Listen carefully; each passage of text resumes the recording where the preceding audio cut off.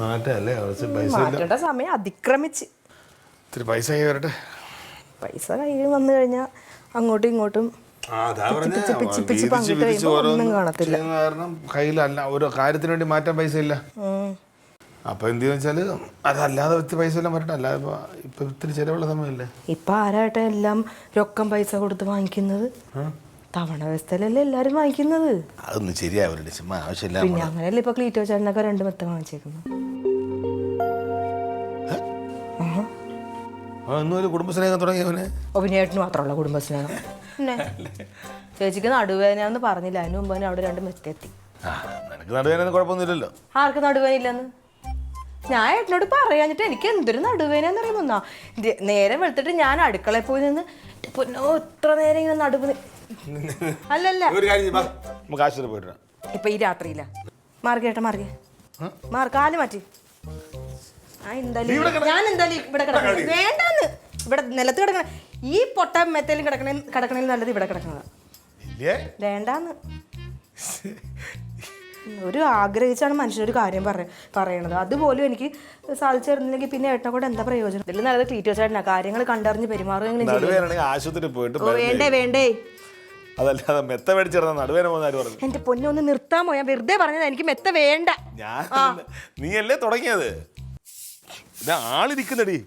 ആളങ്ങോട്ട് നീങ്ങിയിരിക്കും.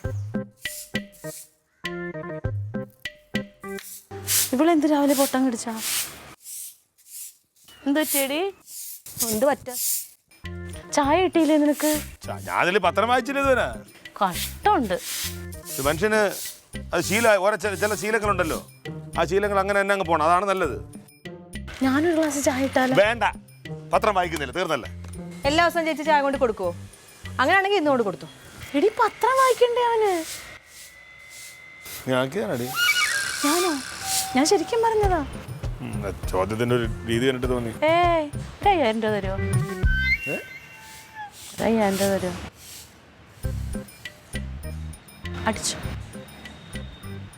അടിച്ചു വെച്ചേക്കണത്. എടാ ചിട്ടി പൈസ വെക്കാനാടാ 5000 രൂപ.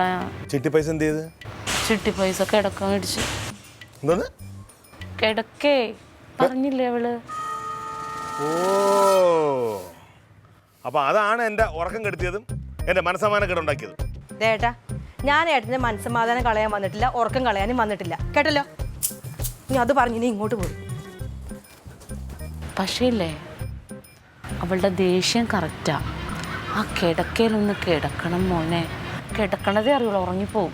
ഞാൻ വേറൊരു കാര്യം പറയട്ടെ നിന്നോട്. എന്തായാലും അവൾ നിന്റെ സമാധാനം കളയും. വീട്ടിലെ കിടക്കെങ്കിൽ അത്ര ഉറക്കത്തിന് ആവശ്യമില്ല. ആ കിടക്കുന്ന എടുത്തിട്ടാ 5000 രൂപ എന്തിനാടാ? അതെന്താ കണക്ക്?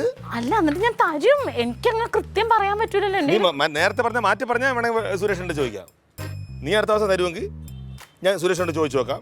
സുരേഷ് തരണമെങ്കിൽ നിനക്ക് കൊണ്ടുവരാം. മതി, നീ ചോദിച്ചാൽ കിട്ടും. ചായ വേണം? ഞാൻ ശരിക്കും ചോദിച്ചാൽ ആക്കിയതല്ല. വേണ്ടടേ, ഒരു ചായക്ക് 5000 രൂപ.